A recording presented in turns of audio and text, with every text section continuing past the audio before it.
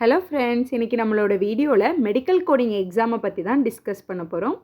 Medical coding எக்ஸாமில் 100 multiple choice questions கேட்பாங்க. இதை நம்ம 4 hours டியூரேஷனில் கம்ப்ளீட் பண்ணணும். பாசிங் ஸ்கோர் பார்த்திங்கன்னா 70%.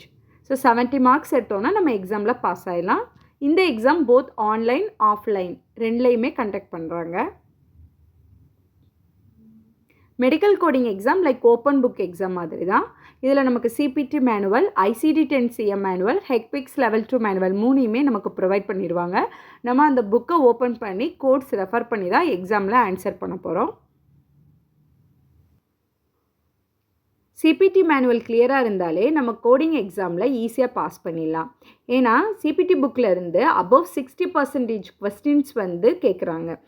10,000 சீரீஸ்லேருந்து 60,000 series, ENM code, anaesthesia, radiology, laboratory and pathology, medicine, இது ஈச் சீரீஸ் பார்த்திங்கன்னா 6 கொஸ்டின்ஸ் வரும். எக்ஸப்ட் அனஸ்தீசியாலேருந்து 4 கொஸ்டின்ஸ் வரும். ஸோ டோட்டலாக 64 கொஸ்டின்ஸ் சிபிடி மேனுவல்லேருந்து வருது.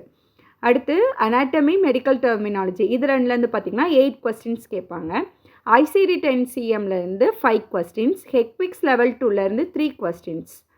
அடுத்து கோடிங் கைட்லைன்ஸ்லேருந்து 7 கொஸ்டின்ஸ். இது போத் ICD-10 சிபிடி புக் இது ரெண்டில் இருக்க ஜென்ரல் கோடிங் கைட்லைன்ஸ்லேருந்து 7 கொஸ்டின்ஸ் வரும்.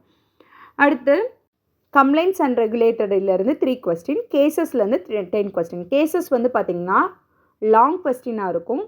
மெடிக்கல் ரெக்கார்டில் எப்படி டாக்குமெண்ட் பண்ணியிருக்காங்களோ அதே மாதிரி தான் கொடுத்துருப்பாங்க. ஸோ கேசஸ் அந்த 10 கொஸ்டினும் பார்த்திங்கன்னா கொஞ்சம் டைம் எடுத்து தான் செய்யணும்.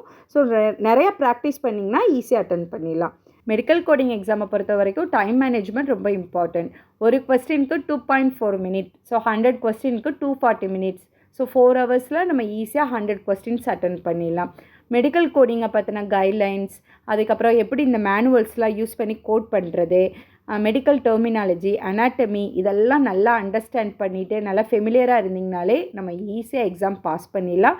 நிறைய ப்ராக்டிஸ் பண்ணுங்கள். ப்ராக்டிஸ் பண்ண தான் கோட் பண்ணுறது ஈஸியாக இருக்கும்.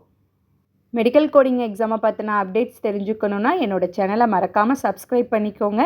தேங்க்ஸ் ஃபார் வாட்சிங்.